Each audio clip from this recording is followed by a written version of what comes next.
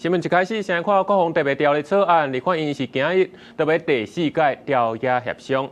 這副總統蕭美琴是接受專訪，用裝鐵桶來比喻國防安全。面對全10國特別開辦，蕭美琴也表示講，台灣愛用實力，避免做人異議。國防特別條例草案又擱卡佇咧立法院，副總統蕭美琴接受專訪，親身來解說軍購的必要性。伊用居家安全做例，鐵桶就比論做國防安全。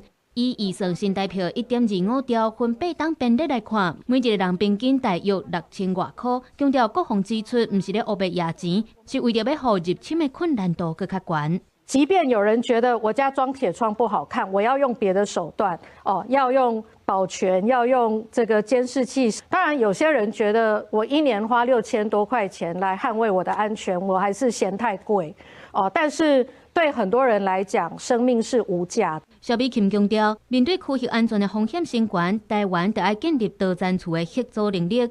尤其美國總統川普要去會見中國國家主席習近平。蕭美琴認為，川普一直攏真重視台海和平，也是美國政府跨黨派一致的立場甲主張。也毋過，和平就要靠家己的實力，國防甲經濟攏得要兼顧。我們要避免台灣成為棋子，最重要的是我們自己要建構自己的實力。我們要有實力，但是同時我們也要有手段。毋過，國防特別條例佇咧立法院是面臨着挑戰。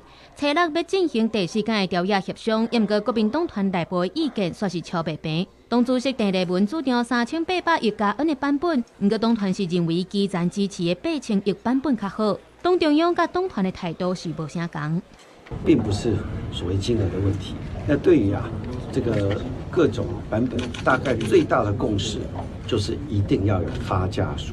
那這個壓力會是在國民黨今年要參選的候選人身上。